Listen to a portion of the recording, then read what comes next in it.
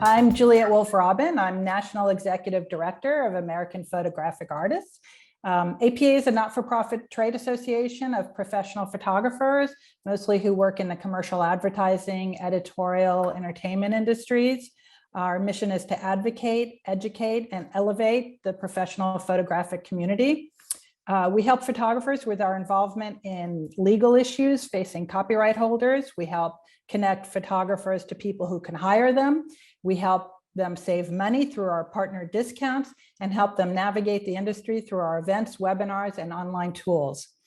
If you're a professional photographer, and we would love to have you be part of APA, so you could contact me at executive-director@apanational.org.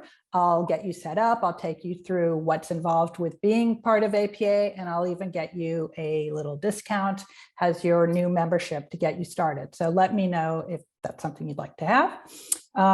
Bill Bernstein is with us today. He's a longtime APA member, a documentary and award-winning portrait photographer who has worked for international advertising and editorial clientele. He began his career working for the Village Voice in the 1970s with images representing contemporary cultural and subculture themes. He has traveled around the world, including on tour with Paul McCartney, and has helped local businessmen and women feel like rock stars too. He has done corporate portraits and music portraits. He did a series for the Bowery Mission that helped humanize those who live in the downtown shelter. People in front of his camera feel seen, and he makes the famous and the unknown all feel special. And we feel special that he's here with us today. Thank you, Bill Bernstein.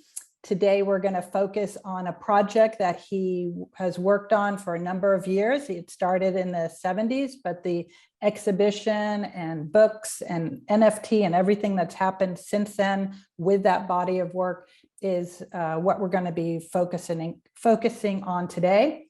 If you have questions, comments, you can put them in the chat. This is just us having a conversation.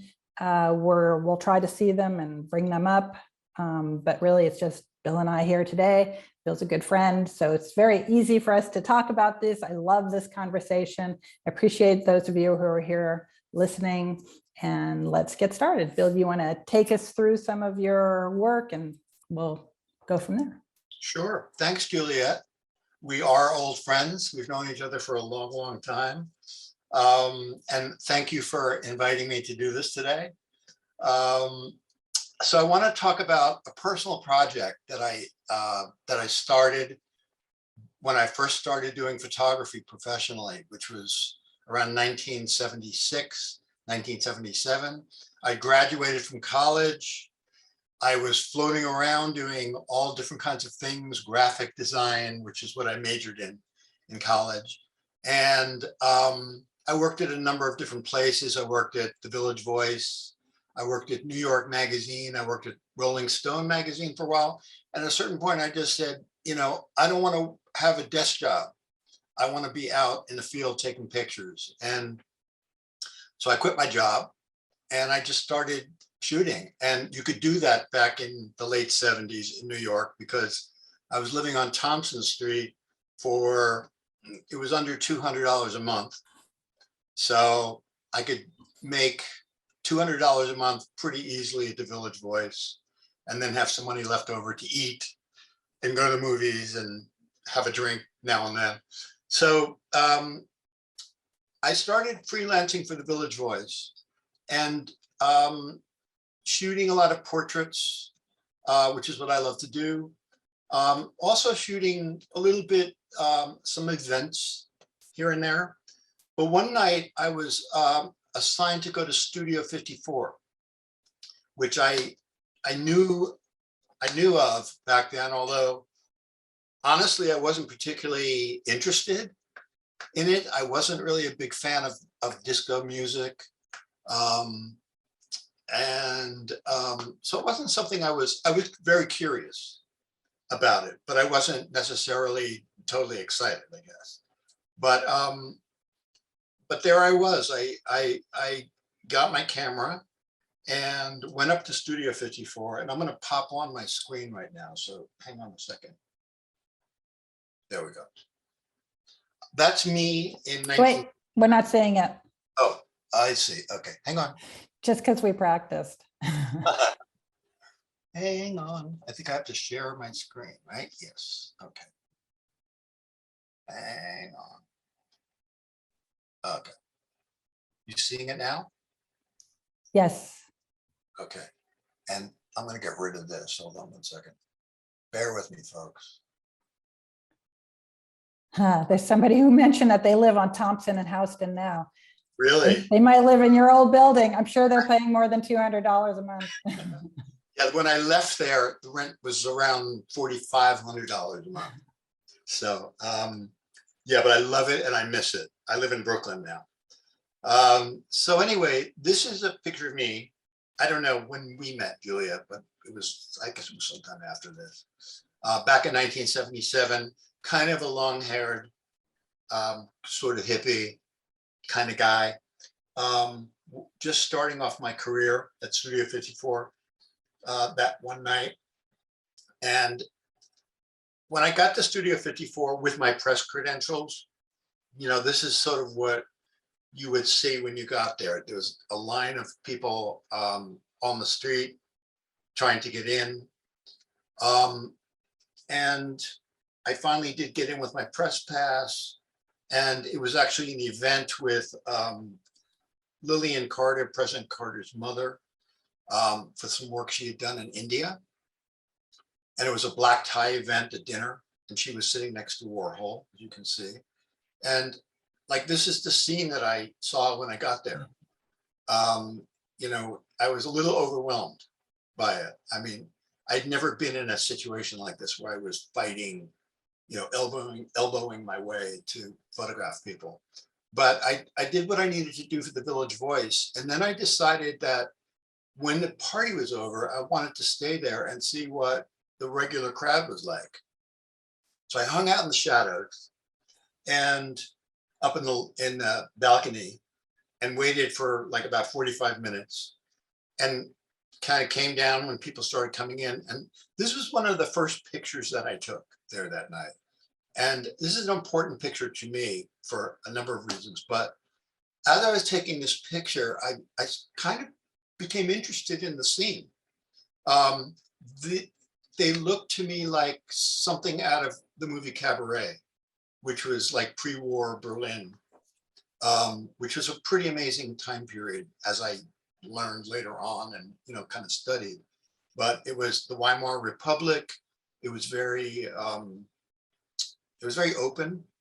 There's a lot of, you know, sort of gender fluidity and, you know, a mixture of upper class and lower class and creativity. And it was a very vibrant time period. And so when I shot this couple, I don't know, I just kind of felt like I was back in time. And I started looking around and shooting, and, you know, I picked up on the vibe of, you know, it wasn't called LGBTQ plus back then, but it was after Stonewall, which is in 1969, which was basically the beginning of gay liberation. And it was pre-AIDS. So sexual liberation, sexual freedom, openness of sexuality, general sexuality was really open. The women's movement had gained a lot of traction since the 60s, as did the LGBTQ movement, as did the civil rights movement. So, you know, as I was shooting, you know, I just felt that there was a real openness here, you know, a freedom of expression, a sense of non-judgmental ness. I don't know if that's a word or not, but you know, it just I felt the openness that, you know, that was going on. These people are like a clique that were at Studio 54 on the couch. They danced together, they danced separately, they danced with other people.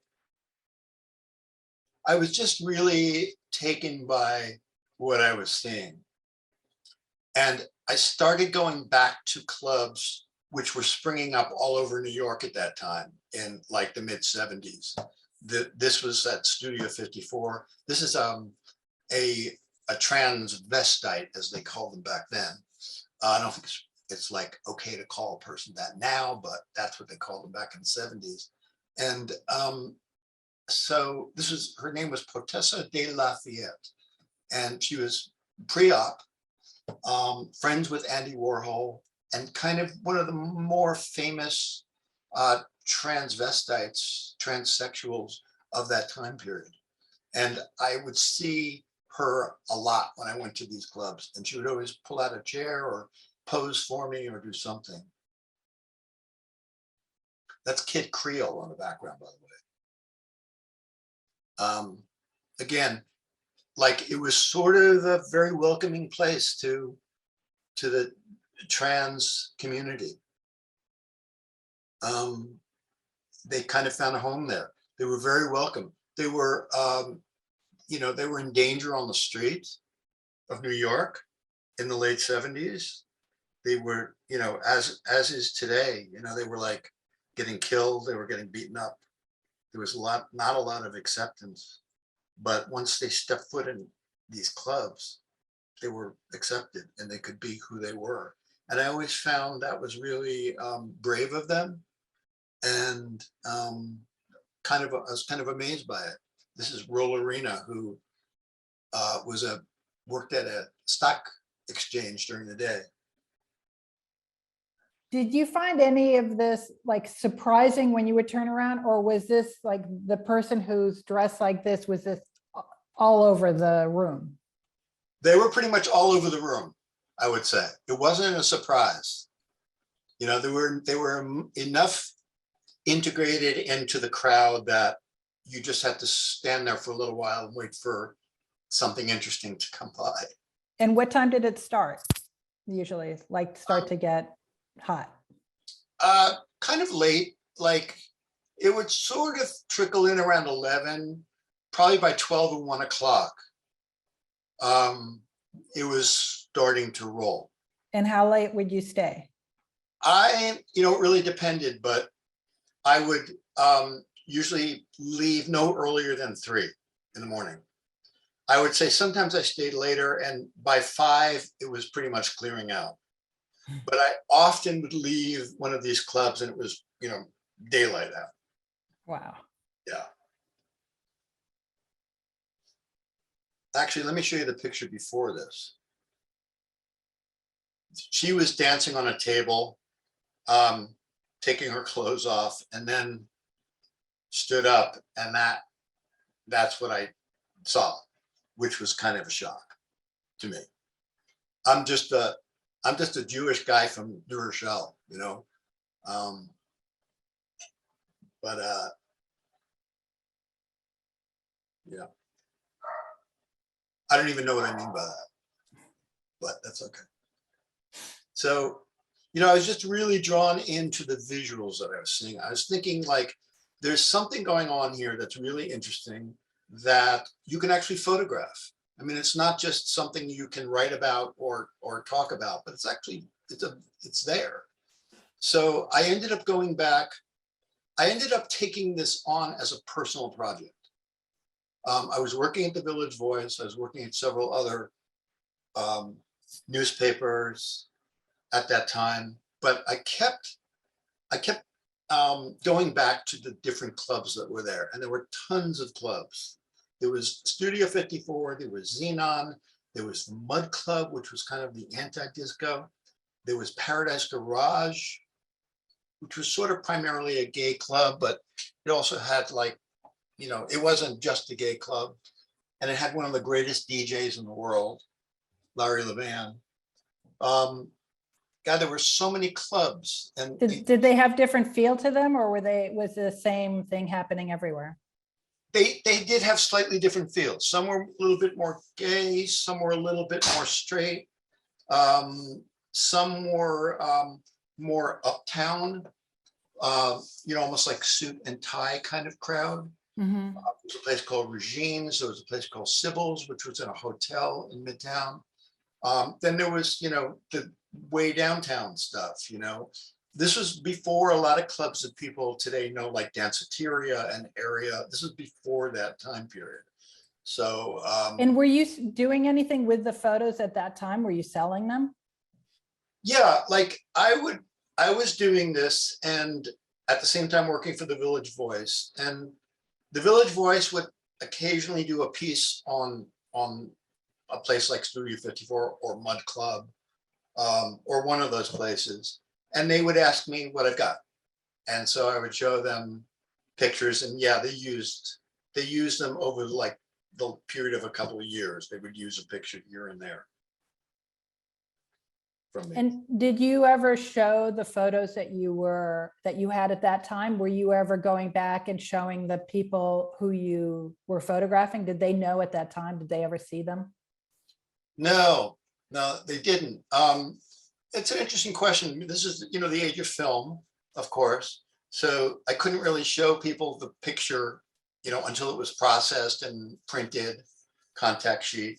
And I honestly didn't, I didn't get to know that many patrons of these clubs. I did get to know some of the owners of the clubs because I would show up so often and they knew I was at the Village Voice. But, it really wasn't until years and years and years later when this work was like shown in galleries and museums and books and stuff that people started contacting me and saying, hey, that was me.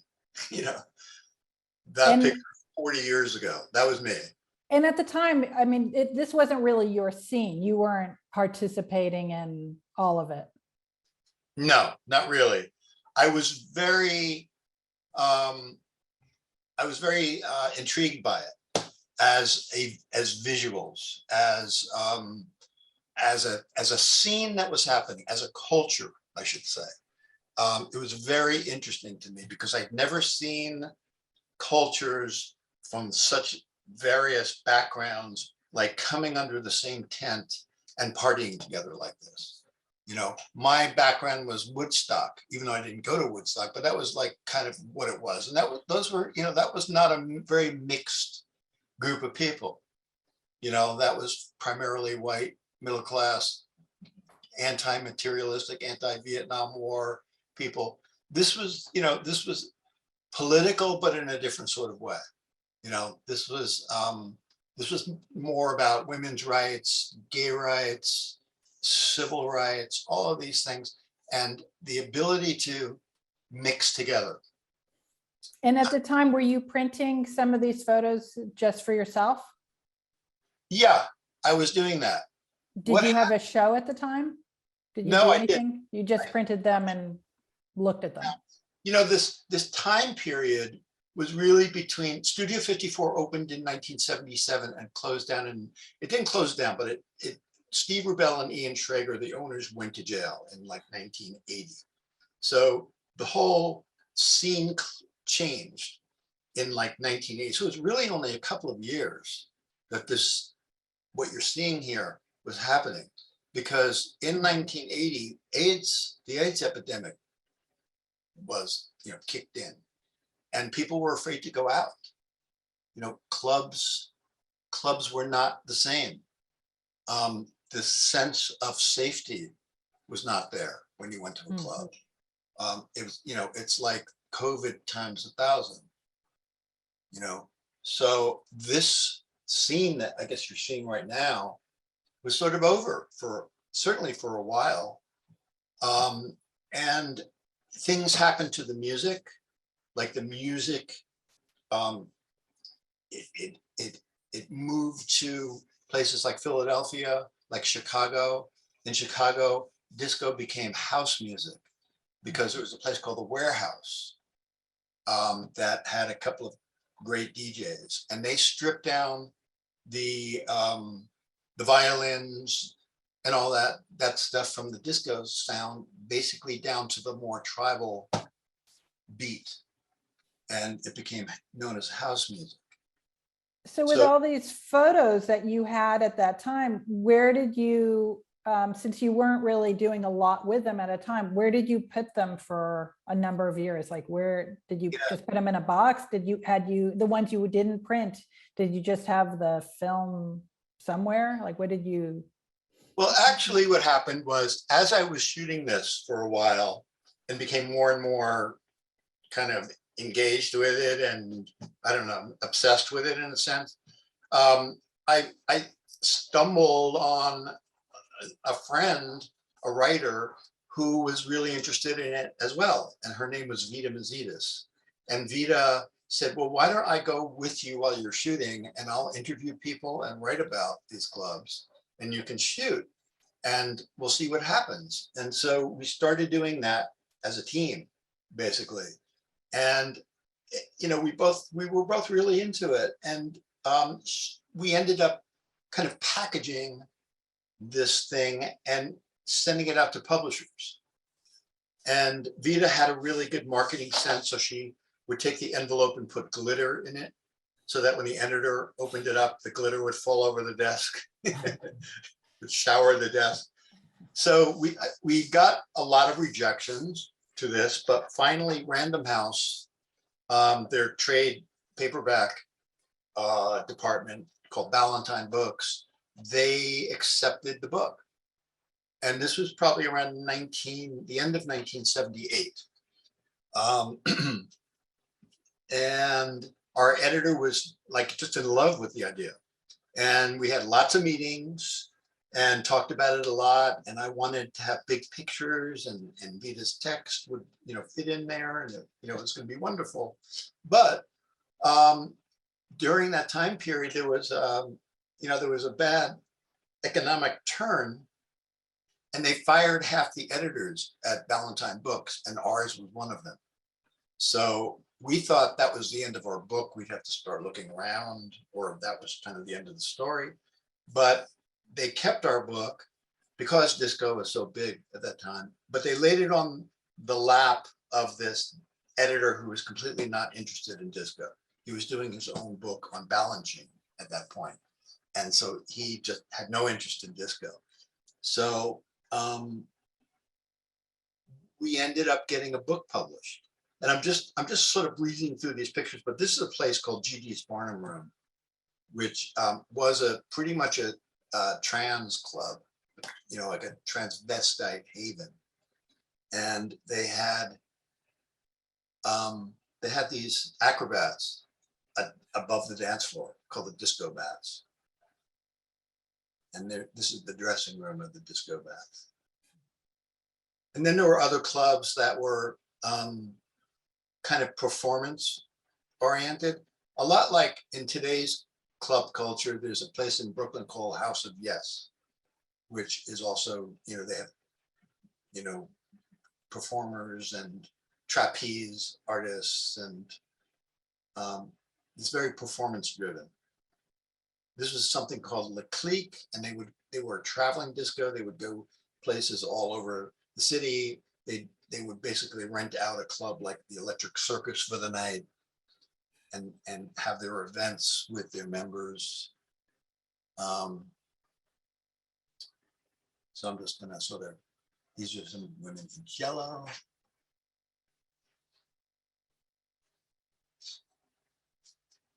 Gay club called Crisco Disco. And the Empire Roller Disco, which was really one of the first roller discos of that time, and they had a phenomenal sound system.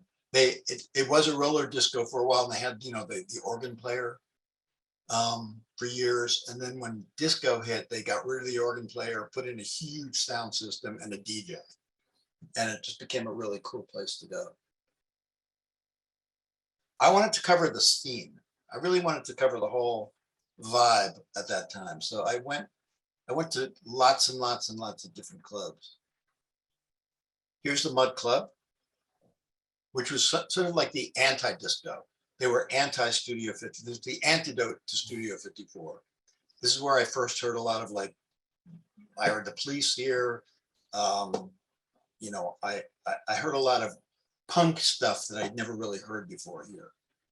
And Jason Strauss was a DJ there, who I know now.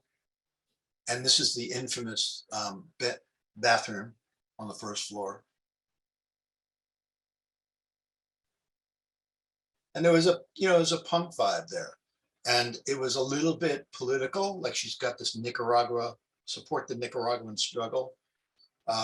So there was a sense of a kind of a revolutionary punk, thing going on. It was nothing near as pure in my mind as the British punk scene, but it was there. This is like a contact sheet from the Mud Club. This is a place called, next one is Paradise Garage, which has become over time one of the, premier discos of this era. And a big part of that reason is because of Larry Levan, who DJs today, revere him. He's almost godlike. He was back then too. I mean, people came to dance to Larry. He had a way of controlling the crowd, of working with the crowd. He was really like the master conductor. He would feel the vibe of the crowd. He would play the right thing. Sometimes he played things like the soundtrack to The Wizard of Oz, just to get a rise out of people. He really communicated with his audience. And in my archives of this time, this probably is one of my most requested photographs. This has been in all kinds of feature films, documentary films. I just licensed it to a feature that's being done in LA right now. And it's also, you're going to be on a record label. BMG has just purchased this for something that they're doing. I get requests for this shot of Larry all the time because there aren't that many shots of Larry in the booth, doing what he's doing here. There's a lot of snapshots of him, but there aren't. Kind of a portrait in a sense of him at work. And are you licensing your images yourself? Do you do it through another business, or do you do it yourself? No, I'm doing it myself. And I've actually set up an e-commerce site. During COVID, I did that.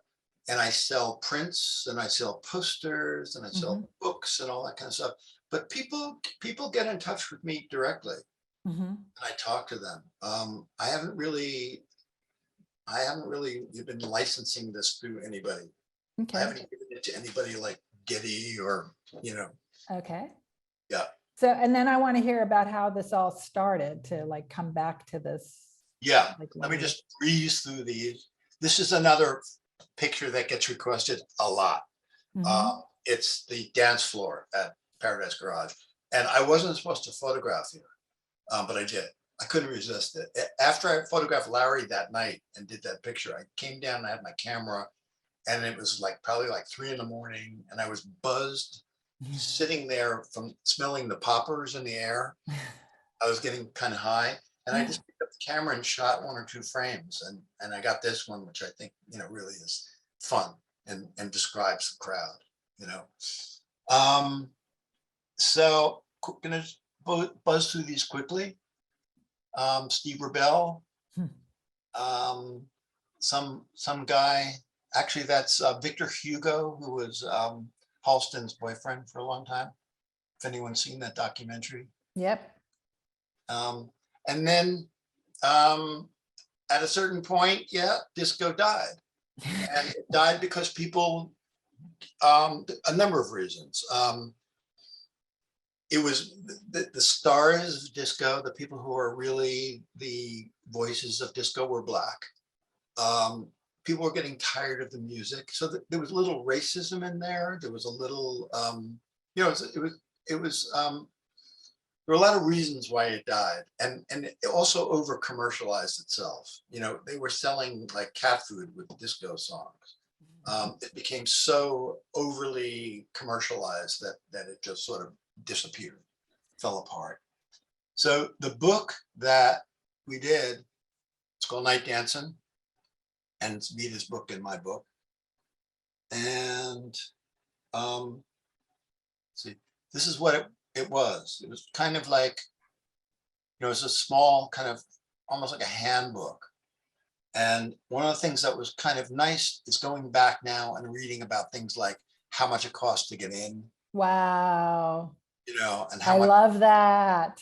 it gave you that kind of information. And here we are looking at, 1979, Studio 54 cost $14. Drinks began at $2.50, So that's what happened. That book came out, and it came out in like 1980, and basically disco died in about 1980. So I don't know how many books it sold, not very many, I don't think. And, and then it sort of disappeared, and it kind of disappeared from my life. And I was left with like 450 rolls of film that were basically sitting in a suitcase. And I went on to do a lot of other stuff at that point, Right. feeling like I had completed it, like the times had changed. Mm-hmm. The scene that I was capturing was like over. Mm-hmm. And I had said what I needed to say, basically. So it sat there for a long time. Very occasionally people would say, do you have a picture of this? Do you have a picture of, Studio 54 dancing? Something like that, but very rarely. And it almost like, it almost just disappeared from my life, in a sense. And yeah. And a little bit later, I ended up working with Paul McCartney. And I was on the road with him for almost 20 years when he was on tour as his personal photographer, starting in about 1989. And we did this book. I don't own the rights to these pictures, Paul McCartney pictures. When I was hired by him, he retains the rights to the pictures. So there's not much I can do in here. The disco stuff is mine. So when did somebody approach you about even looking back at your archives? Yeah, so I was on the road with Paul, and in about 2002 or 3, I believe, I got an email from a music producer in London named David Hill, and he had a small label over there. And he asked me if I was if I was a Bill Bernstein that did night dancing. And I said, yeah. And he said, well, there's a really strong renewed interest in that time period of Studio 54 and Paradise Garage and that little window of time back then. And I've noticed that you have a number of pictures from there. And so he wanted to know if I'd be interested in doing like a coffee table book of my work. And of course I would be.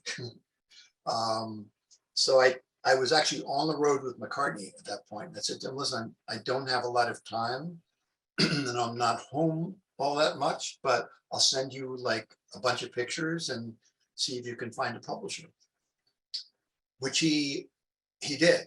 He found a publisher and we started producing the book. And the deal is that I wanted to lay the book out. And so they let me do that. I spent a long time laying the book out. We were getting ready to go to print, and they went out of business. Oh no. So we were back to square one. But David was tenacious and he didn't want to give up. So while I was doing whatever I was doing, he was out there looking for a publisher. Finally, in about 2000, maybe 14, so this is like 10 years later, he found Real Art Press in London, and they were very interested in doing it. And they produced a book. Hold on one second. Is this it? The one I bought? Yeah, this is the one. How come I can't find it? 1 second. Yeah, this is called Disco. The Bill I have it. Yeah, and I'm sorry, I'm just looking. It's okay. I'm showing everybody the cover. Yeah. I don't know if it's reading backwards or not, but the great part for me is that cover picture, ended up there, and there with no prompting for me at all. There was a designer working on that who just thought this picture just really says a lot about that time period, and it was just amazing to me that that was my muse during And that. how many photos did you find in your archives from that time period? Like, how long did it take you to go back and find everything? Well, we started in 2014, and signed the book contract.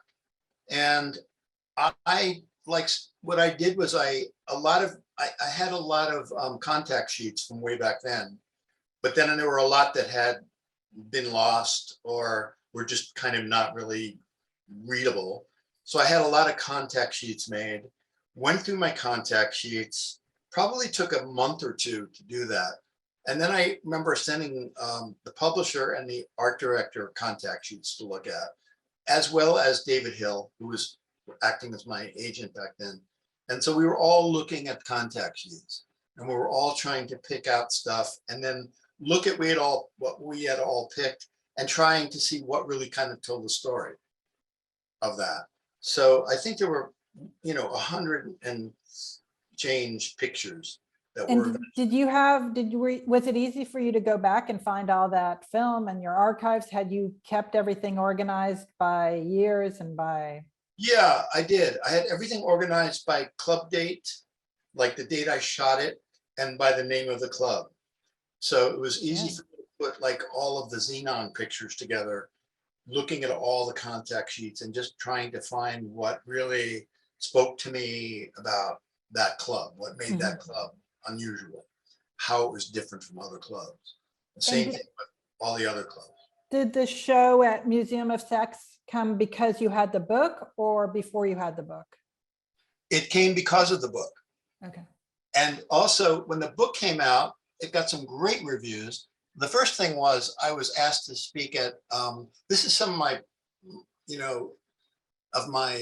Instagram stuff. I was asked to speak at the National Library of Congress about my work, which was like such a treat for me. Wow. There were a couple of other people there talking about that time period. So I gave a slideshow and talked. Also, there's a movie called Studio 54, the documentary by Matt Turnauer that some have seen, and I was interviewed for that. So it really, I gained a lot of, my profile really went up during that. And then the Museum of Sex asked me to, there's that, they created a room downstairs, and it had an Andy Warhol kind of vibe. It was tinfoil walls, and they had gigantic aluminum prints made of about 40 or so prints. And they had a DJ booth. They had a gigantic speaker from that era. And they would have events there. They would have parties there, as well as, having people go through there during the day. And they really recreated this great space for these to show these pictures. And it was created by a guy named Serge Becker, who was the guy who designed Area, back in the 80s. And he also now goes off and does high-end restaurants and venues like that. And he actually uses my photographs in a lot of the venues that he creates. So these photos have continued a life of their own. Yeah, they have. So since then you did another book. And so the first book, somebody else had come to you, they had put it together. What was different with the second book that you did? Which actually is the third book. I called the publisher because the book had sold out. And I said, could we do a second printing? Because people were asking for it. And it was on Amazon for like over $1,000. It was like $1,700 because it was sold out. You couldn't get it. I said, well, can we do a second printing? And he said, yeah, let's do that. And then COVID hit. And he said, listen, the printing press in Belgium has shut down. basically we're not doing anything until we figure out like how long this thing is going to be. So I don't know what's going to happen with this book. And so eventually we talked a little bit more, and he said, you know what, I've sort of like transformed my business. Instead of doing niche books like yours, which he said I love, but it's a very niche book, I'm going to do a book on Queen, and I'm going to do a book on Led Zeppelin, and with a much bigger market. So I said, well, how do you feel about me doing my own book? Because that was around the time that self-publishing became much more of a, doable thing. So he said, fine, you can do that. So I used the better part of a year during the COVID lockdown to, open up that suitcase of negatives and just go through it to see what I missed, what stuff was in there that wasn't shown before. Do you have a photo of that cover? Yeah, I do. Hold on. Yeah. And I called it Last Dance because, for me, looking back at that time period, it was the sort of like party before AIDS. And then did you learn anything different that you did differently with this book, having done the other one? Well, I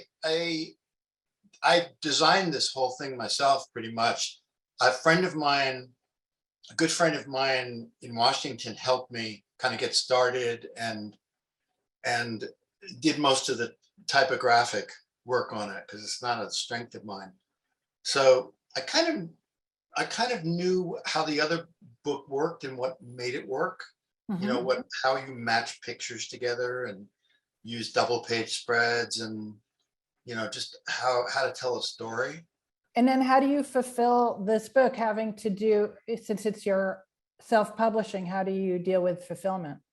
Yeah, that's the hard part, honestly, that I wasn't really prepared for.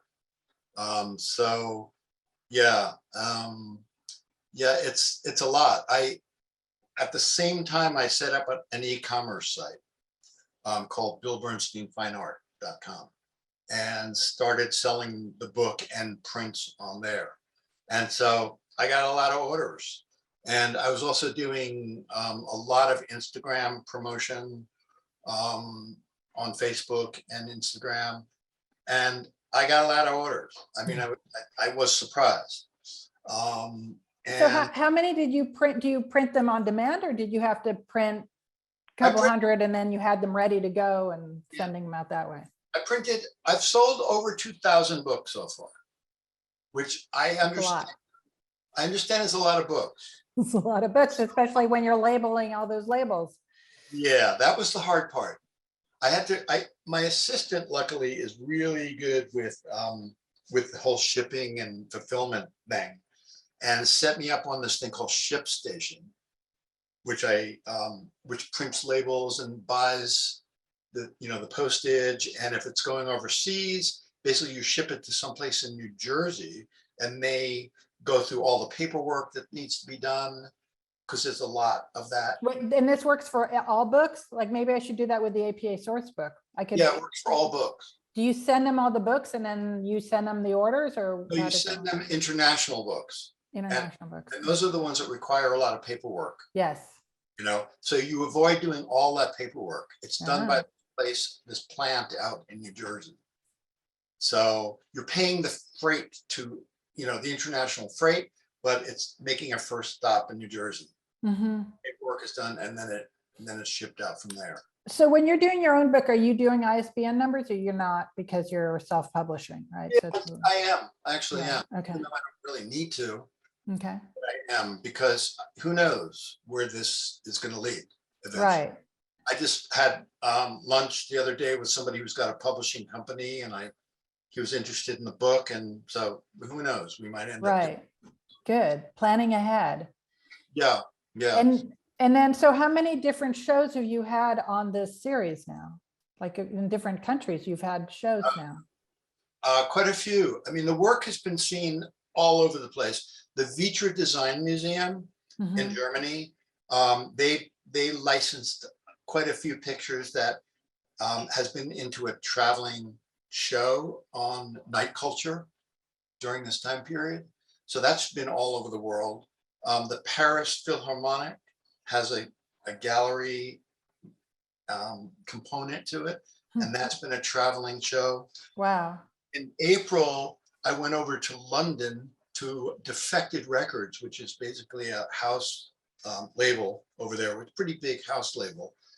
And partly because the owner of it wrote the afterword to this book. His name is Simon Dunmore.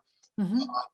He invited me to come over and have an exhibition of my prints and my work, and to sell books and to sell posters and the whole thing. Let me show you. Yeah, this is the exhibition space, and this picture was blown up wall size, which was great. And I had my gallery over there, the David Hill Gallery, sold prints, and this is how they advertised it. And they did these multiple repeating ads, paper ads on the street. And then we also did posters. Where are you? Yeah. So the whole thing with me is branding the name Last Dance, and using it for. I have a store in Brooklyn that's just opened up that I basically branded Last Dance, but it's also got their name on the poster, and they're selling it. Down here it says Glitter Box, which is Defected Records' other part, which is basically very similar to the vibe that happened back in the late 70s. So they sold posters, which has their brand on it and has the date of the exhibit. And that's one thing I'm doing. There's actually a restaurant in Dubai that is selling books and posters and has my pictures on the wall. Very cool. Pretty funny because, that was thanks to Serge Becker, who designed that. And, I sort of had there was like a disconnect, like Dubai, and these pictures, like, I don't know that works, but evidently it does. And have you gone back and found other photos since, like, are you digging more into your archives to see if there's anything else that you have? Not at this point. Not at this point. At this point, like, it's holiday season, so I'm kind of really pushing the book and all the other stuff, the prints and the posters. Is there anything that you've learned in your archives that you would have done differently as far as how you maintain, organize, look at them? Because in the moment, you may not have realized in the moment that they were going to have such importance to you in your life. Yeah. I wish I had organized them a little bit better. There are some that are missing that I wish I had. There are a couple of clubs where there are some missing rolls. I don't know how that happened. I know that over the last, since like last 40 years, I've moved a bunch of times and probably threw some stuff out that I should. Well, there's that. There's that. So, yeah. So I would have been a lot more careful. I would have organized it a lot more carefully. So how does the photographer throw out anything that they've ever photographed because you don't know the value of it later? I mean, that must be a challenge, right? What do you do? And then how do you make sure somebody else doesn't find it and do something with it, right? And I've had a couple of situations. One recently, I photographed this sculptor who wrapped Washington Square Arch in gauze. He now is sort of famous. His name is Francis Hines. And I did this great portrait of him back then where I wrapped him in gauze and photographed him. And I can't find those pictures for the life of me, but it would have been great to have those. Yes. I threw it out because I probably thought, listen, I need more room here. Oh no. Yeah, it was pretty stupid. Okay. And so is there work that you're doing now that you're thinking, okay, I need to be careful about this because years from now, somebody might want this? What are you working on in the last few years? Well, now I've started a project a couple of years ago where I decided when the Museum of Sex was having their events on the weekends primarily, I went there a couple of times just to sort of pick up the vibe. And I was really, again, kind of interested in the crowd that was there. There were a lot of college students. There were, I'll show you what I saw. This, this sort of non-binary thing that is going on with a lot of the younger kids. So you're back to your late nights, is what you're saying. Yeah, I am. I'm being kind of selective about it. But I'm interested in it, and I think it's something that's happening right now in certainly in America. Yeah, this is beautiful. I love this. I know, love this also because you're connecting with the people that you're photographing. So when you did it originally, you were noticing what was happening and recording it. And this, they're clearly aware of you and you're having a conversation with them. Exactly. Yeah, there's sometimes a lot of conversation back and forth. And then I've contacted some of these people afterwards and recorded phone interviews with them. Oh, really? Oh, interesting. Like, what does your closet look like? What clothes do you have? Your parents know. And I have the photo that you won in the APA Awards last year, or this last year. Yeah. That was from the club as well, right? That's that. Yeah, that won in the APA Awards. Yeah. The Earls. So I'm still, I'm just sort of interested in that whole, like the pronoun thing and the non-binary thing. And it's just something that's so like alive in our culture right now. Yeah. I don't know what it's going to be, looking back at it in 10, 20 years, how we will talk about it. Right. Who knows? Oh, look, David Robin had a question. Are you shooting these portraits on site or in a studio? On site.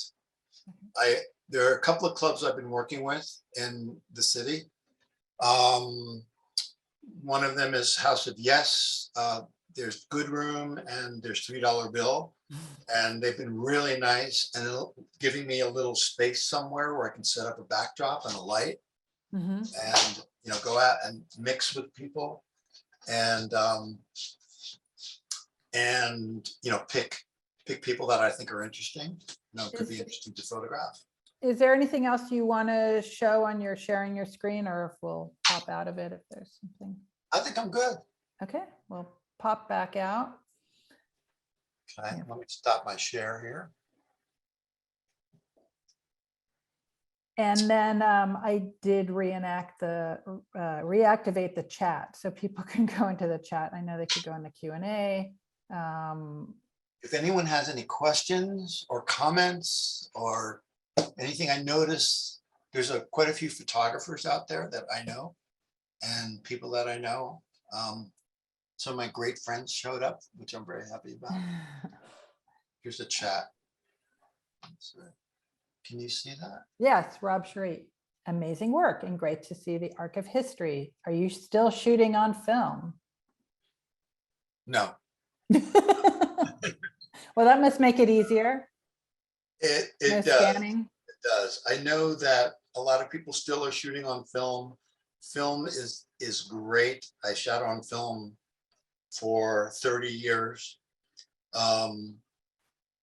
Sometimes I miss it, but I spent so many hours in the darkroom and I don't miss the chemical smell on my hands. I don't miss the environmental damage that it does when you pour the chemicals down the drain.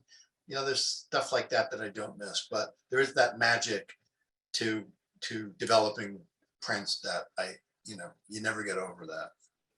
And the prints that you do that you sell now, are you printing that? Are you having them printed? What is your process for? I'm not a good enough printer, really, for digital. and I don't want to make the investment in the kind of equipment that you need. So I've been working with a guy named Ryan Speth, that some of you know. He does a lot of printing for a lot of photographers. There's a lot of stuff for the Morrison Hotel Gallery, which I think is how I met him, or maybe, yeah. And he's a great printer. We work very closely together. I drive him crazy, and he puts up with it. And That's good. lets me come back. That's good. Yeah. So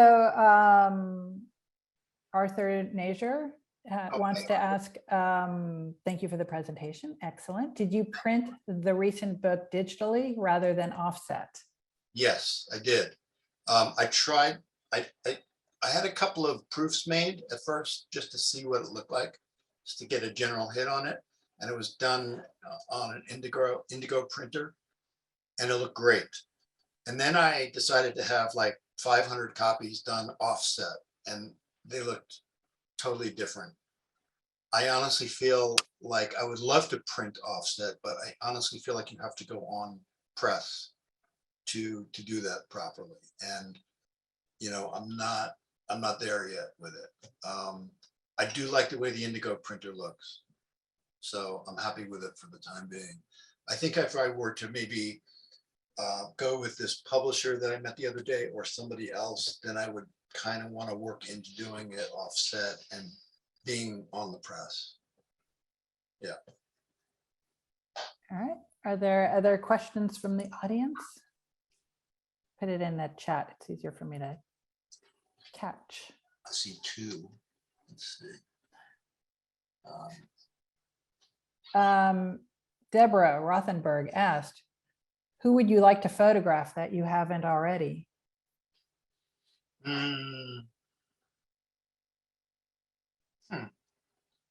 Got to photograph some good people. You sure have. Who would I like to photograph that haven't already?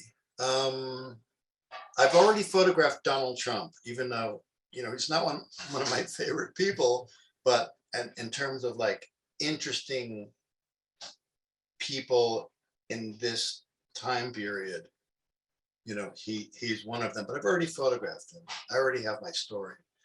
I don't know. And then there's a question, are you shooting motion footage of the interviews that you have of the, I guess, from the clubs? Yeah, no, I'm not.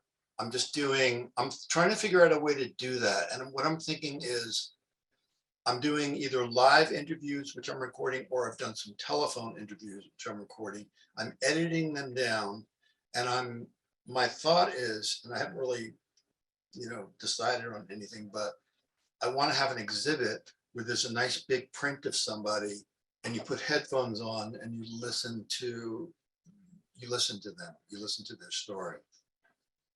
And I think that would be interesting. Okay. Any other questions?